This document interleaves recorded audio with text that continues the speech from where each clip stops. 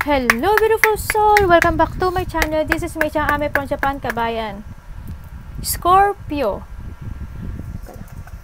This reading is for you. July 22, 23, 24, 25, 26, 20, 24. Maraming salamat muna sa akong subscriber, new subscriber, cross-watcher, at sa mga bagong pasok dyan. Welcome na welcome kayo sa bahay ni Ate Aimee. Maraming salamat din sa naktaba na puso ninyong mga comments. Dahil lahat kayo is resonate. Keep comment lang mga kabayan. Inyong energy is naiwan dyan. Pati pangalan nyo, binabasa ko. Makuha ko lang yung energy nyo. Maka-resonate lang kayo sa ating reading. Maraming salamat din sa mga nagpa-personal reading. Kung gusto ko ng personal reading at energy nyo lang talaga ang gusto nyong makuha natin. All the details po for the personal, para po sa personal reading nasa baba po ng video nito. This is a general reading, Scorpio kabayan. Hindi mo ito personal reading. Kaya kuhanin mo lang sa'yo at itapon ang hindi naman para sa'yo. Maaring ito is vice versa. Maaring energy mo, energy ng person mo, energy ng malapit sa puso. Maaring nangyari o mangyayari pa lang. Use your own intuition, lawakan natin ang ating isipan. Okay, may mga excitement situation. Oh, ako nakikita sa'yo.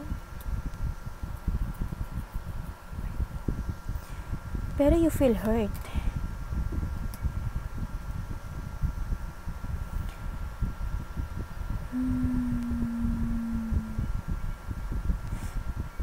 May sitwasyon ka na hindi mo mabitiwan. Yun ang nakikita ko sa'yo. Makakaramdam ka daw ng hurt. Ingat ka ha. Makakaramdam ka daw ng pain, disappointment, ganyan, or hindi mapagkakasunduan ng malalapit sa puso. Yun ang nakita ko. Maring girlfriend mo, basta malapit sa puso. Kung ano man ito. Okay, sandali. Meron pala tayong card. Nakalimutan ni ate, no? Okay, Scorpio, we have the key. May mga situation na magbubukas sa'yo. No? Ang nakita ko sa'yo dito. May mga answer or may mga the solution and the answer is nasa sa'yo daw. No? Kasi ikaw may hawak ng susi. Ang lahat ng kasagutan ng gusto mong pagbabago sa sarili mo or mga gusto mong gawin sa buhay mo, ikaw ang makakagawa. No? Sinasabi din dito na there is a destination or magkakaroon ng openness. Maaring ikaw mag-o-open ka na ng nararamdaman mo sa malalapit sa puso mo, or there is a person here na mag-o-open ng nararamdaman niya sa'yo o nararamdaman sa mga situation.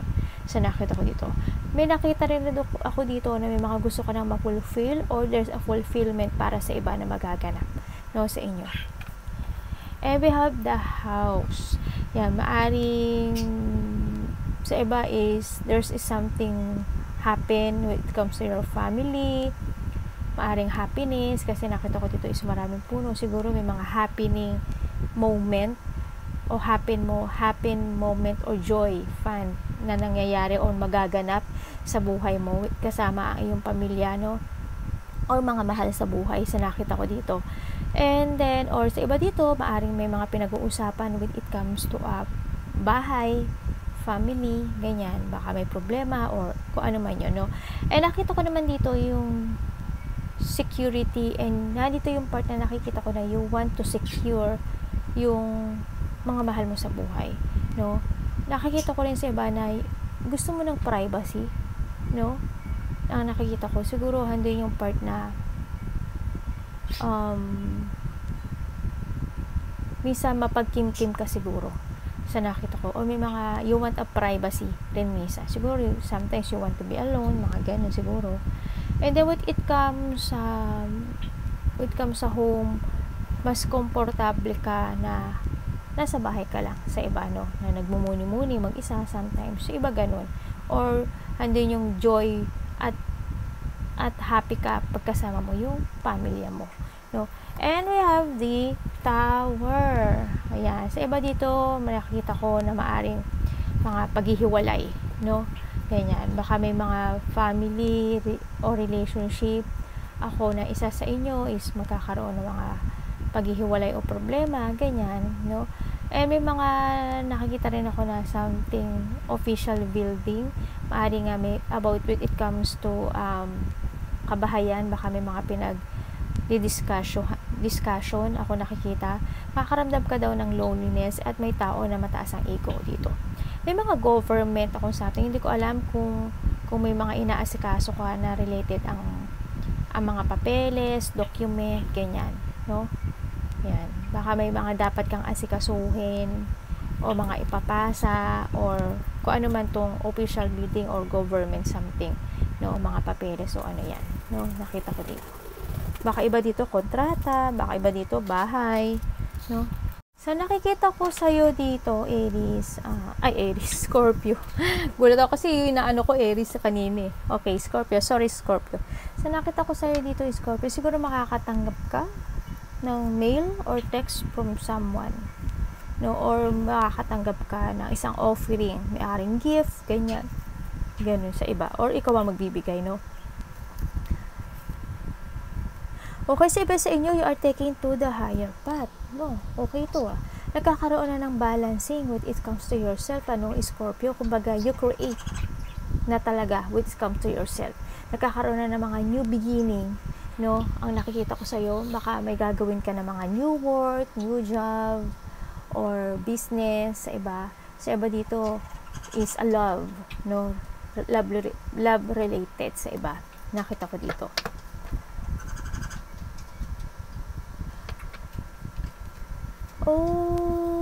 Okay. Ibig sabihin, sa iba sa inyo, may nag-o-offer daw, or vice versa, may nag-o-offer daw. Pero, curious kayo sa ibang bagay. Halimbawa, when it comes sa love, may tao na gustong-gusto ka. Pero ikaw, curious ka sa iba. O halimbawa, sa trabaho or business yan, or work, kumbaga, meron ka ngayon na ginagawa, pero curious ka pa sa ibang bagay. Yun ang nakita ko. Nagiging dalawa, no? Nagkakaroon ng mga situation sa inyo na nagkakaroon ng option, no? Sa nakita ko sa inyo. May mga bagay-bagay ako nakikita sa iyo, na mga opportunity ako nakikita. Iba dito is an adventure or iba dito is parang, hindi ko alam kung there's a travel or movement ako nakikita dito.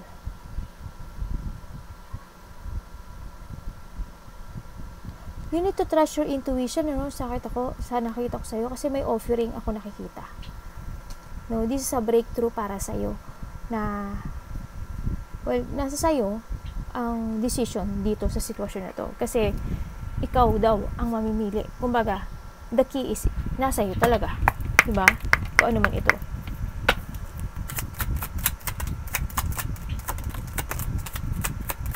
Diba kasi sa inyo, may mga gusto na kayong sumukan sa buhay, ganyan.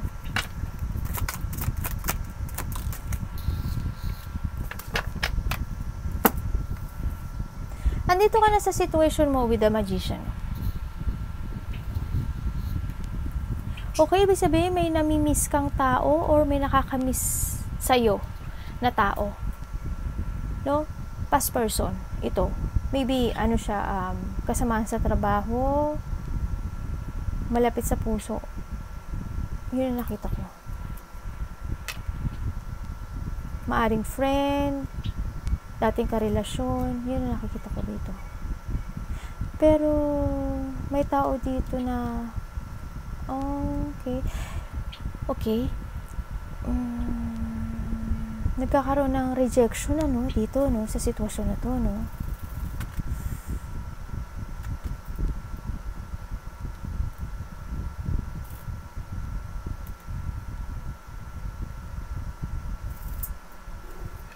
Sa nakikita ko sa dito, nandito na yung you escape sa isang situation may ile-let go ka raw. May kailangan kang i-let go para daw matapos yung mga problema mo sa buhay, yung mga struggle in life mo. Yun ang nakita ko. No? Baka may nag-o-offer sa'yo ng bagong trabaho, bagong work. Yun ang nakikita ko. Sa iba dito, when it comes to a love, ganun din. Baka may gusto ka nang i-let go, may ile-let go ka. para matapos na yung mga problema mo o struggle na kinakaharap sa ngayon. Yun na nakita ko. Kasi we have the Magician. Kumbaga, there's a new beginning. Ako na nakikita sa'yo. No? Na may mga gagawin ka na nga na pagbabago sa buhay mo. Pero tandaan mo, nasa sa'yo pa rin to. Pero yung iba dito, gagawin. Nakikita ko gagawin niya. Temperance. Ay, ano ba to? Alam mo, Scorpio, may mag-a-apology ata sa'yo. Oh, okay.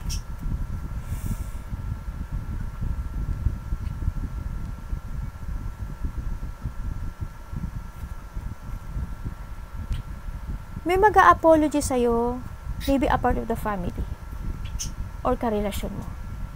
Yun ang nakikita ko. Ibig sabihin, meron ditong tao na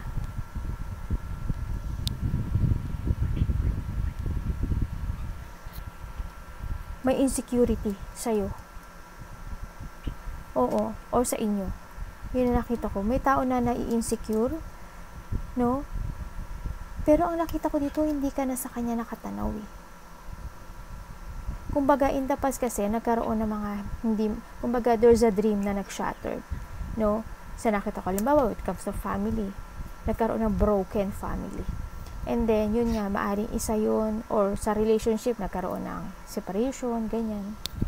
Nagkaroon ng unhappiness, nagkaroon ng fulfillment, na unfulfill yung mga dreams, ganyan. And then, may mag-a-apology nga sa'yo, maaring malapit sa puso mo, pero ang nakikita ko dito, hindi ka na rin ganun ka-interest sa kanya, no? Or vice versa ito. Yun ang nakikita ko. Parang iba ang tinatakbo na ng puso mo sa ngayon. Parang andun ka na sa part na nakaluka na sa future, no? May magsusorry daw.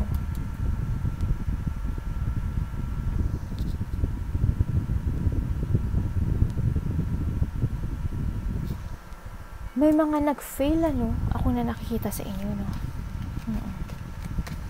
May mga dreams in life na nag-fail. Scorpio. In 24. Sa 23, makakaramdam ka raw ng lungkot. Makakaramdam ka raw ng, dito, ng may mga gugustuhin kang bagay na hindi mo makukuha o hindi mo makakamit. Halimbawa, gusto ko ngayon bumili ng iPhone 15. Hindi mo yun mag-fail yun. Hindi mo makakamtan. Kung ano man yun, no? May mga dreams ka na hindi mo makakamit dito. Sa nakita ko dito. Or may mga sitwasyon ako nakikita dito na parang magiging kalma ka lang. Hindi yung magtitiis ka at magtitimpi ka lang. Yun nakita ko. Sa iba gano'n na. Kumbaga, hindi yung kahit may gusto kang gawin o may mga gusto ka ng i-follow sa buhay mo, magtitiis ka for a while. Yun na nakikita ko. Kahit na makakaramdam ka ng hindi masaya. Kumbaga, with the 23, tama ba ko? Sa iba dito is dissatisfaction, no?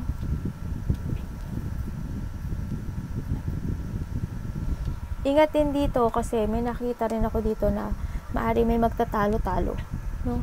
Maaring maliit o malaki man itong pagtatalo na to, no? Or maaring nga magkakaroon ng mga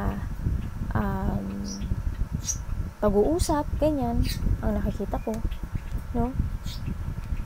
Yun ang nakikita ko sa iba. Kasi nakita ko dito may gulo. Maliit o malaki man yan, may gulo ako nakita. O kaya maaring may mga sitwasyon sa iba isinyo na medyo maguguluhan yung isip nyo, ganyan. Kasi may mga gusto na kayong gawin, pero hindi nyo kaya, hindi nyo pa magawa-gawa, yung mga ganun. May mga gusto kayong makamtan.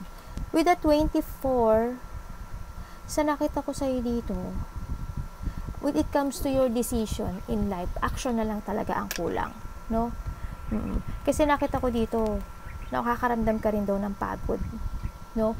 May mga sitwasyon ako na nakita dito na didesisyonan mo raw o ipaplano Maaring there's a travel or adventure ako nakikita sa iba, or there's an activity ako nakikita sa iba, no? Siguro yung iba sa inyo mahilig kayo mag-exercise. When it comes sa 24, magkakaroon daw ng decision making, no? Ang nakikita ko dito. Magkakaroon ng mga pagpaplano.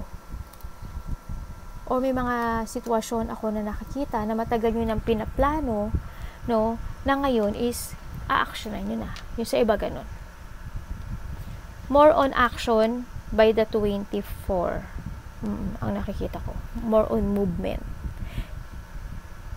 Tingnan natin. Ano pwede ko malaman kaya?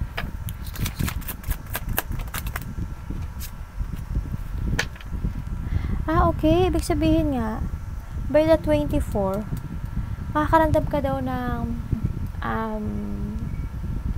excitement. So, iba dito siguro may ikakasal, o kaya may makikilala ka na bagong person, o kaya magkakaroon ka ng bagong trabaho, magkakaroon ka ng bagong, kung ano man yan. Basta there's an action, there's a movement. Ako nakikita dito. Makakaramdam ko ng excitement. Kasi nandito sa'yo, nasa sa'yo kasi itong sitwasyon na to eh. Iba dito, ganun. Is that adventure or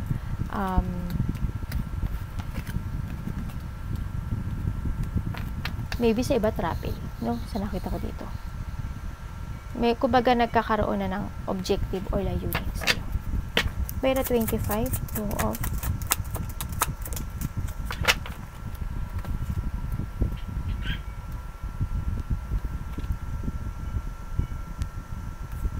Dalawa yung temperance natin. Okay, dito sa 25, may mararamdaman ka daw na lakas ng loob, no, sa nakikita ko dito.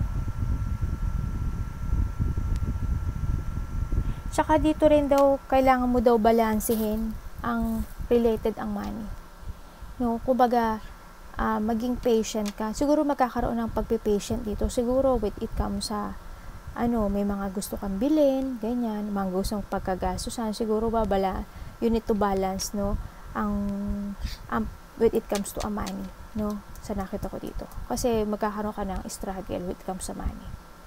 No, ingat-ingat lang din. No, kumbaga, bago ka gumastos, siguro, isipin mo muna yung na hindi ka mabibigo. Kumbaga, hindi mauubos, no? Kailangan mo balansehin yung sitwasyon na yun, no? Para hindi ka rin magkaroon ng problema sa pera. By the 26, baka may mga pagkakagastusan ka. Ingat-ingat lang, no? Balansehin lang when it comes sa paggastos.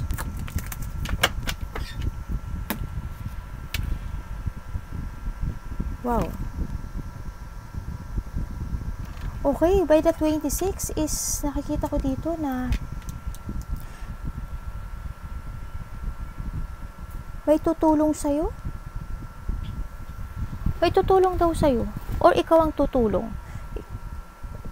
Ikaw ang tutulong. Kung may anak ka, may tutulungan kang anak. Kung may kapatid ka, may tutulungan kang kapatid. Kung ikaw, kasi, or vice versa, may magulang dito, no? Maybe a mother, maaaring susuportahan ka niya what is come sa mga dreams mo, sa mga goals mo, yun ang nakikita ko. Or vice versa, baka anak mo, susuportahan mo siya sa mga gusto niyang gawin sa buhay, sa mga pagsubok na gagawin niya sa buhay. Yun ang nakikita ko. Handun yung support, handun yung parang ganun nga, ipupush ka niya to achieve yung goals mo sa buhay. Or vice versa. Yun. Kasi dito, either ikaw ang tutulong or may tutulong sa'yo. Para saan po? Ay, ano ba yan? Kuhanin na natin. Lumabas na to.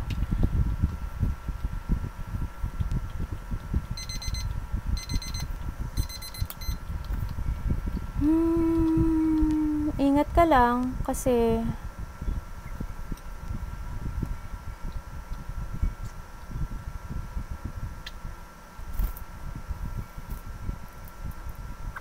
medyo magkakaroon ng may mga imina-manifest ka na hindi mo makakamit eh. Oh my God. Puro baliktad to ha. may mga pag-aalala, may mga may pag-aalala ka daw na mararamdaman this 26. No, pag-aalala, stress, anxiety, or confusion, or magkakaroon ng mga delay, no, sa iba, sa nakita ko dito. Maaring may malalaman ka rin na katotohanan, no, and then magkakaroon ng blockage when it comes to create yourself, no, for a new, no, sa nakita ko dito. Magdadaan ka daw sa sitwasyon na para makakaramdam ka daw sa iba sa inyo ng takot, magiging emotion daw kayo, siguro lungkot o kaya anxiety. Sa iba din, parang nandun kayo sa sitwasyon na maaaring iba sa inyo tatama rin. Aray ko, anak! May mga neglect, no? Parang may iba sa inyo magiging cold, or there is a person dito sa buhay mo na magiging cold sa'yo, or ikaw magiging cold. And then, nakikita ko rin dito, ingat lang din, kasi iba nga dito is mabiburn out, or medyo magulo ang isip, no? Magkakaroon ng stagnant. Kumbaga, there's a chronic stress na mararamdaman. Ingat lang din, kasi hindi ko nakikita yung harmony, no? May mga situation ako na nakikita. Either ikaw, or there's a person here na nagiging immature. Yun na nakita ko. Kumbaga, may mga sitwasyon ako na nakita na hindi pa siya magpupulfill sa'yo. Sa iba ha, hindi ko hanin nyo lang yun sa inyo. Hindi naman to personal reading kasi. Ano to, anak? Puputo ba? Yun ang nakikita ko. Kumbaga, lack of success. Halimbawa kasi meron tayo ditong home. Halimbawa, nagbebenta ka ng bahay. Ganyan. May problema ka sa bahay. Maaring hindi pa yun matatapos, mga ganun. Example lang naman yun, hindi pa yun siguro matatapos, ganyan, magkakaroon pa siya ng mga stagnant, or hindi siya agad-agad mag-fulfill o ma-achieve yung pagbebenta na yun, yung mga ganun sitwasyon. Example lang naman yun. No, may mga lack of success pa kasi ako nakikita, na parang, halimbawa, may mga nagpapagawa ka ng bahay, kaso yung pinapagawa mo, wala ka lamang pera, kulang sa pera. Kumbaga, malalak of success siya kasi hindi pa siya matapos-tapos. Kumbaga, kalahati pa lang ang natatapos, hindi siya whole, di ba? Yung mga ganung sitwasyon, no? Example lang yan. Kung ano man yun na hindi mo agad ma-fulfill or magsasucess sa'yo. May mga sitwasyon daw na kailangan mo pa daw na tapusin sa nakita ko dito. Arigatou namaste, God bless.